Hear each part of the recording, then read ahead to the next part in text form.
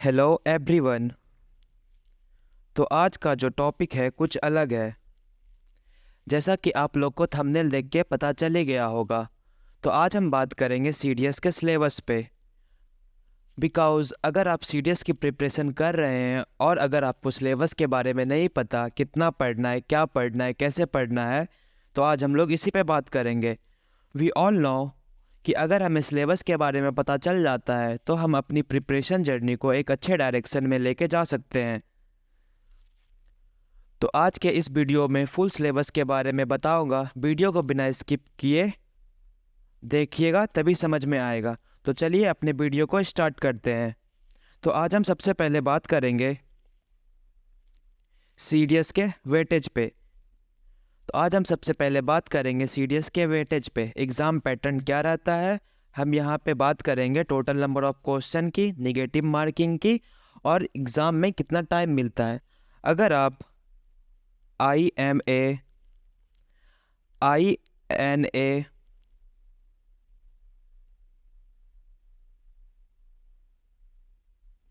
INA, और AFA की preparation कर रहे हैं तो आपको English, general knowledge, elementary mathematics तीनों सब्जेक्ट आपको पढ़ना पड़ेगा। अगर नंबर ऑफ क्वेश्चन की बात करें तो इंग्लिश में हमारे 120 क्वेश्चन पूछे जाते हैं, और अगर जनरल नॉलेज की बात करें तो उसमें भी 120 क्वेश्चन पूछे जाते हैं, और अगर एलिमेंट्री मैथमेटिक्स की बात की जाए तो उसमें 100 क्वेश्चन पूछे जाते हैं। अगर टोटल नंबर ऑफ क्वेश्चन देखा जाए तो 340 होते हैं टोटल नंबर। अगर मार्क्स की बात की जाए तो उसमें टोटल मार्क्स जो होता है इंग्लिश में वो 100 नंबर का होता है, और जनरल नॉलेज में वो भी 100 नंबर, और मैथमेटिक्स में वो भी 100 नंबर। अगर टोटल नंबर ऑफ मार्क्स की बात की जाए तो 300, और अगर आप इंग्लिश में एक क्वेश्चन सही करते हैं तो उस पर आप लोग को 0.83 मार्क्स मिलते हैं। अगर आप लोग एक क्वेश्चन रॉन्ग करते हैं तो उसमें आपको 0.27 मार्क्स माइनस होते हैं। उसी तरह अगर आप जनरल नॉलेज की बात की जाए तो अगर उसमें आप एक क्वेश्चन को सही करते हैं तो उसमें 0.83 मार्क्स आपको मिलते हैं, और अगर आप एक क्वेश्चन गलत करते हैं तो उसमें आपका 0.27 मार्क्स कट जाता है। लेकिन मैथ की बात की जाए तो यहाँ पे अगर आप एक क्वेश्चन को करेक्ट करते हैं तो उसमें आपको 1 मार्क्स मिलता है, और अगर आप एक क्वेश्चन माइनस करते हैं तो आपका 0.33 मार्क्स कट जाता है। अगर हम बात करें OTA की, तो बहुत सारे बच्चे OTA का भी फॉर्म भरते हैं। अगर हम बात करें OTA की तो इसमें सिर्फ आपका इंग्लिश और जनरल नॉलेज पूछा जाता है, इसमें मैथमेटिक्स नहीं होते। और इसमें नंबर ऑफ क्वेश्चंस रहते हैं इंग्लिश में 120 और जनरल नॉलेज में 120। और अगर टोटल मार्क्स की बात की जाए तो इंग्लिश में 100 मार्क्स का होता है, और जनरल नॉलेज भी 100 मार्क्स का होता है। और अगर करेक्ट आंसर की बात की जाए, अगर आप OTA की प्रिपरेशन कर रहे हैं और OTA में अगर इंग्लिश के करेक्ट आंसर की बात की जाए तो एक करेक्ट आंसर पे आपको 0.83 मार्क्स मिलते हैं, और अगर आप एक क्वेश्चन को रॉन्ग करते हैं तो 0.27 मार्क्स आपके कट जाते हैं। उसी तरह अगर आप जनरल नॉलेज की बात करें तो उसमें आपको 120 क्वेश्चन आते हैं, और नंबर ऑफ टोटल मार्क्स रहते हैं 100, और अगर आप जनरल नॉलेज में एक क्वेश्चन करेक्ट करते हैं तो 0.83 मार्क्स मिलता है, और अगर आप एक क्वेश्चन रॉन्ग करते हैं तो 0.27 मार्क्स आपके कट जाते हैं। OTA में मैथमेटिक्स नहीं पूछा जाता। तो चलिए वीडियो को आगे बढ़ाते हैं।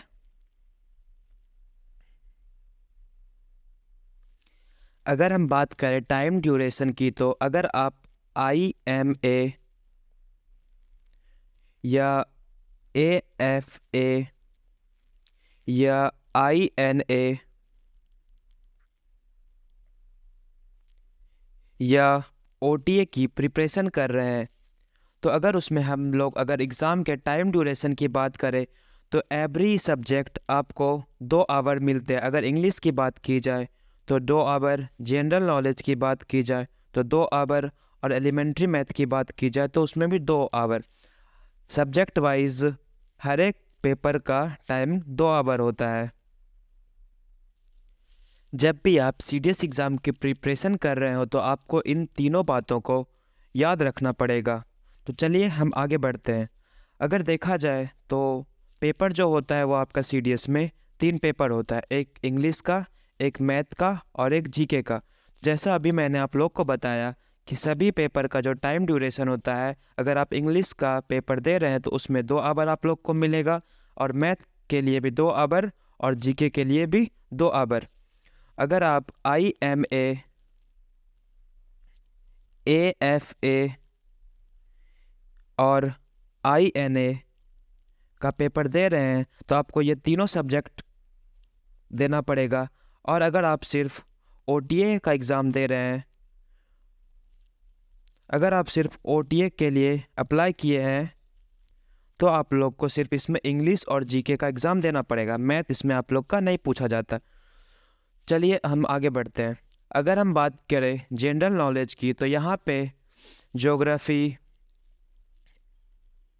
Environment, history, economic, polity, physics, chemistry, biology, miscellaneous, currents affair, ये सारे चीज़ से क्वेश्चन आते हैं। अगर नंबर ऑफ़ क्वेश्चन की बात की जाए तो ज्योग्राफी से और इकोनॉमिक्स से, ज्योग्राफी और इकोनॉमिक्स से आपके 20 से 25 क्वेश्चन बन के आते हैं। अगर हिस्ट्री, इकोनॉमिक्स और पॉलिटी, हिस्ट्री, इकोनॉमिक्स और पॉलिटी, अगर हिस्ट्री, इकोनॉमिक्स और पॉलिटी की बात की जाए तो पॉलिटी में 10 से 15 क्वेश्चन, इकोनॉमिक्स में 8 से 10 क्वेश्चन और हिस्ट्री में 15 से 20 क्वेश्चन। मैं आपको एक एवरेज बता रहा हूँ तो ताकि आपको एक वेटेज का पता चल जाए। पढ़ना तो आपको सारा सब्जेक्ट पड़ेगा, ठीक है। अगर यहाँ पे मैं फिजिक्स, केमिस्ट्री और बायोलॉजी, फिजिक्स, केमिस्ट्री और बायोलॉजी, अगर मैं इन तीनों की बात करूँ तो इससे टोटल 30 क्वेश्चन आते हैं, 30 क्वेश्चन। और अगर मिसलेनियस की बात करूँ, जैसे कि मिसलेनियस मतलब स्टैटिक जीके की मैं बात करूँ तो इससे आपके 30 क्वेश्चन पूछे जाते हैं। और अगर करंट अफेयर की बात करूँ तो इससे आपसे 10 से 20 क्वेश्चन आते हैं, ठीक है। 10 से 20 क्वेश्चन आते हैं। यहाँ पे आपको अपना टाइम वैसे डिवाइड करना है कि आप अपना सारा सब्जेक्ट कवर कर पाएँ। जैसे कि यहाँ पे आपको ऐसे टाइम डिवाइड करना है कि आप अपना सारा सब्जेक्ट कवर कर पाए। पे आपको अपना टाइम ऐसे डिवाइड करना है कि आप अपना सारा सब्जेक्ट कवर कर पाए। ओनली करेंट्स अफेयर के पीछे नहीं भागे। करेंट्स अफेयर तो रोज़ आपको करना ही है, लेकिन अपना ज़्यादा समय करेंट्स अफेयर को छोड़कर बाकी के सब्जेक्ट पर भी ध्यान दे। तो चलिए हम आगे बढ़ते हैं।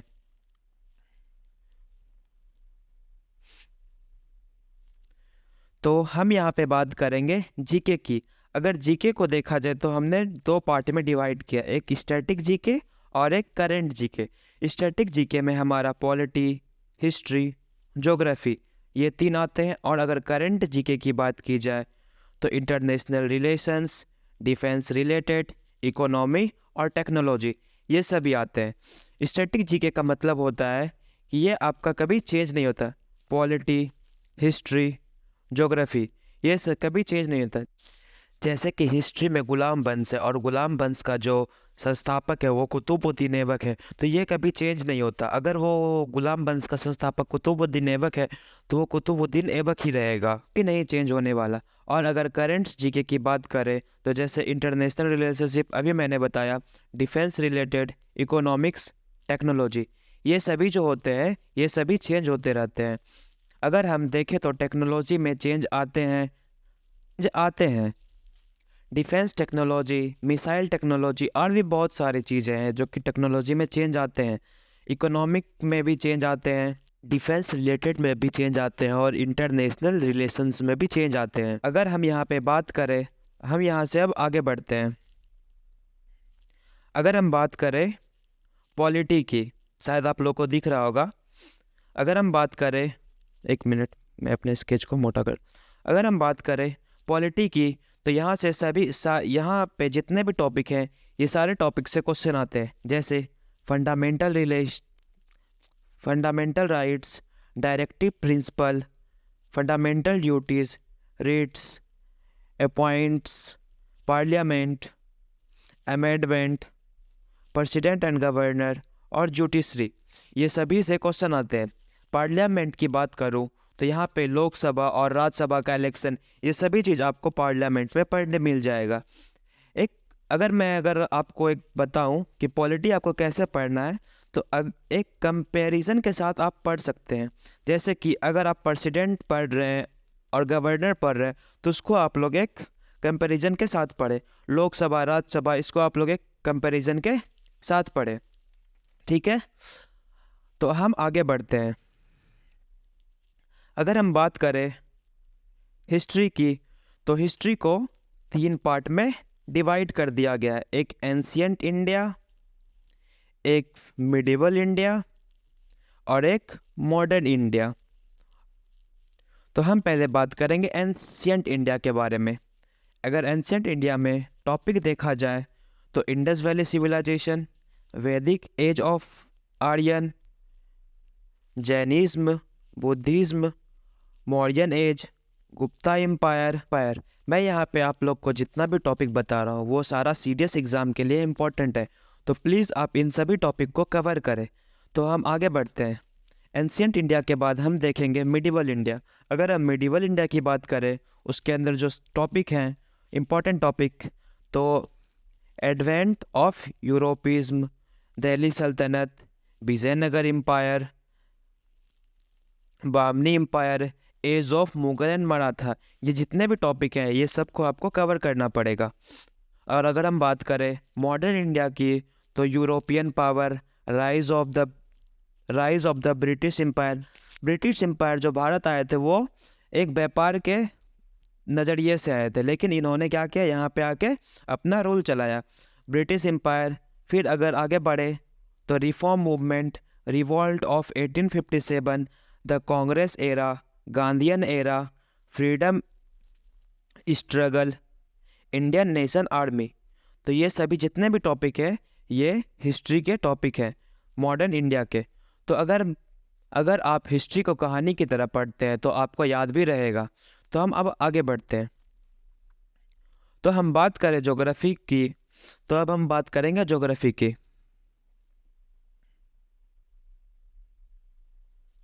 तो हम बात करें अगर ज्योग्राफी की, तो ज्योग्राफी में सब टॉपिक को अलग अलग बांट लिया गया है।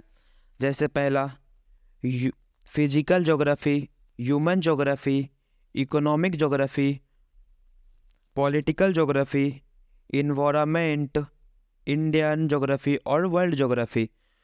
तो इसमें सब टॉपिक तो आप लोग का बांटा हुआ है। अगर बात करें हम लोग फिजिकल ज्योग्राफी की, तो उसमें earth of structure, land form, climate, disaster, इसके पीछे जितने भी कॉन्सेप्ट हैं सारे आप लोगों के क्लियर होने चाहिए। अगर हम बात करें ह्यूमन ज्योग्राफी की, तो उसमें पॉपुलेशन, माइग्रेशन, अर्बनाइजेशन। और अगर हम बात करें इकोनॉमिक ज्योग्राफी की, तो ट्रेड, ट्रांसपोर्टेशन, इंडस्ट्रीज़, जितने भी मेजर और माइनर पोर्ट्स हैं वो सारे आप लोगों को पता होना चाहिए। अगर हम आगे बढ़े और बात करें पॉलिटिकल ज्योग्राफी की, तो बाउंड्रीज, जियोपॉलिटिक्स। अगर हम बात करें इन्वायरमेंट ज्योग्राफी की, तो उसमें हम लोग पढ़ेंगे पॉल्यूशन और कंजर्वेशन। और अगर इंडियन ज्योग्राफी की बात की जाए, तो यहाँ पे जो इंडियन ज्योग्राफी का टॉपिक है, physical feature, reverse, climate, minerals, agriculture,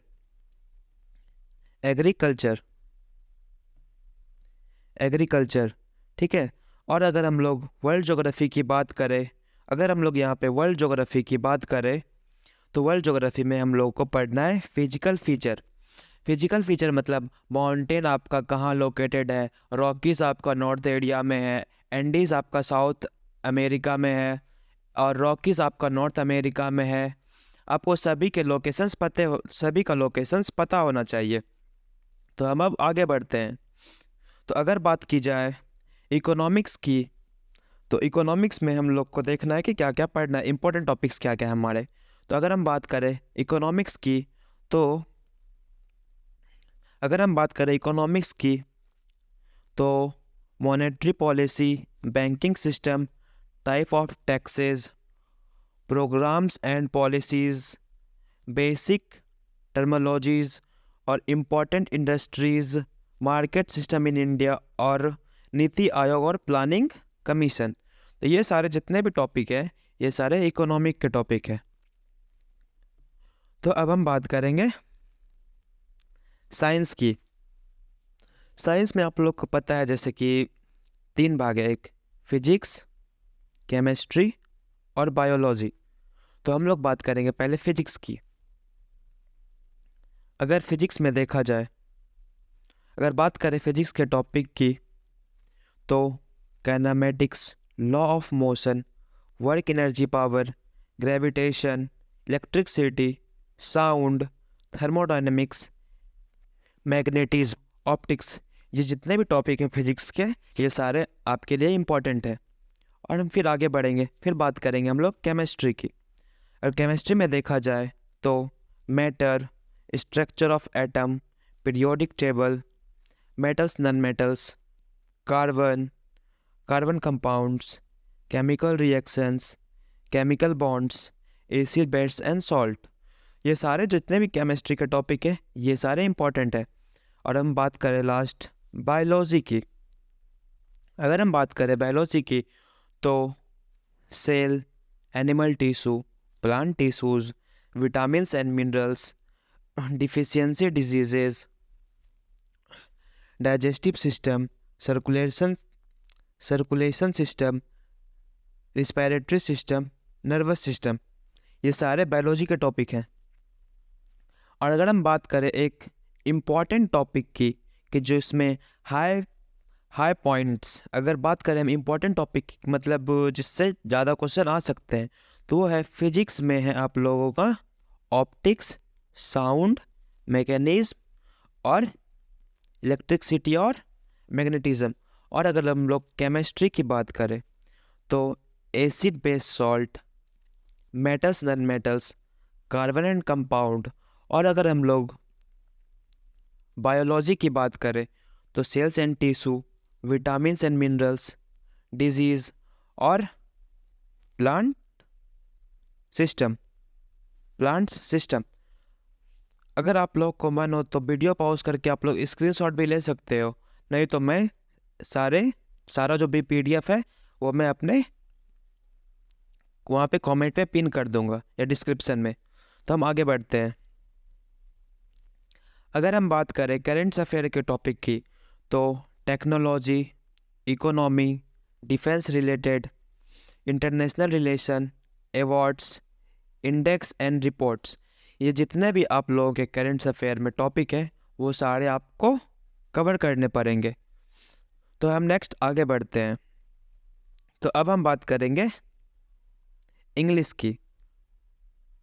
तो हम बात करेंगे इंग्लिश की।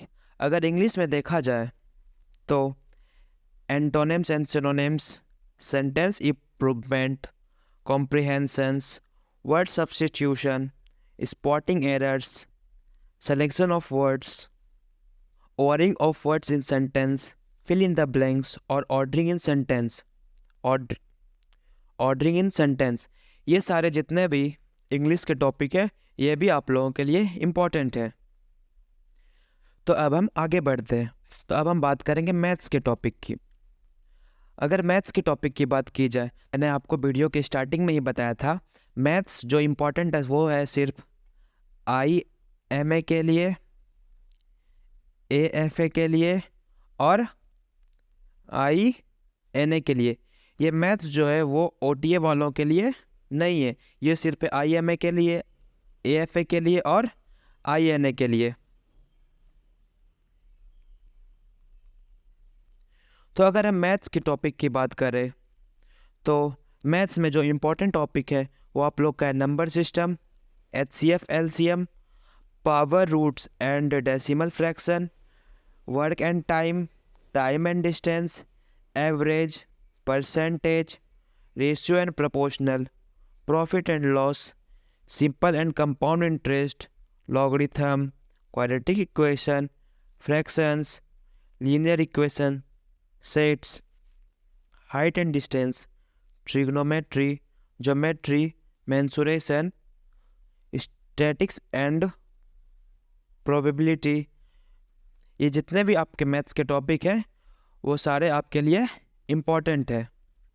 और अगर मैं बात करूं मैथ्स में एक एवरेज क्वेश्चन की हर टॉपिक वाइज, तो मैं अगर बात करूं नंबर सिस्टम का, तो जो नंबर ऑफ क्वेश्चंस आते हैं आप लोगों के पेपर में, अगर मैं बात करूं नंबर सिस्टम की तो 5 से 7 क्वेश्चन।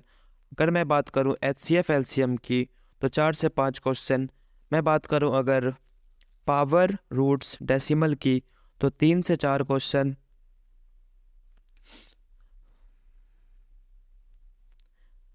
अगर मैं बात करूं वर्क एंड टाइम की,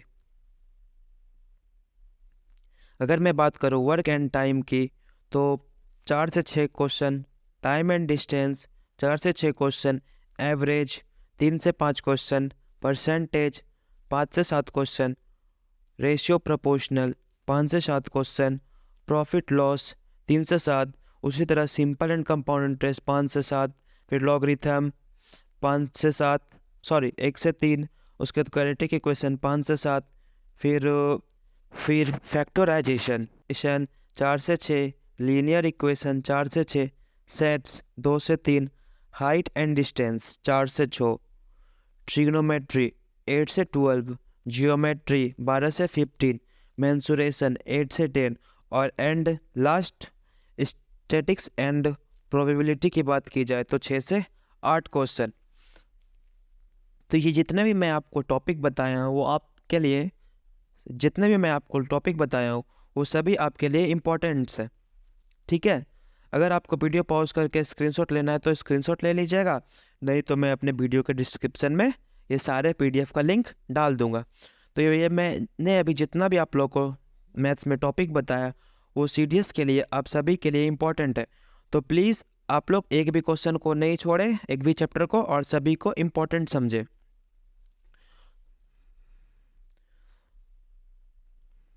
तो अगर आप लोगों को मेरा वीडियो अच्छा लगा हो तो चैनल को सब्सक्राइब करें, वीडियो को लाइक करें, एक कमेंट करें, और अपने जो भी दोस्त हैं जो भी CDS की प्रिपरेशन कर रहे हैं उसके साथ में शेयर करें।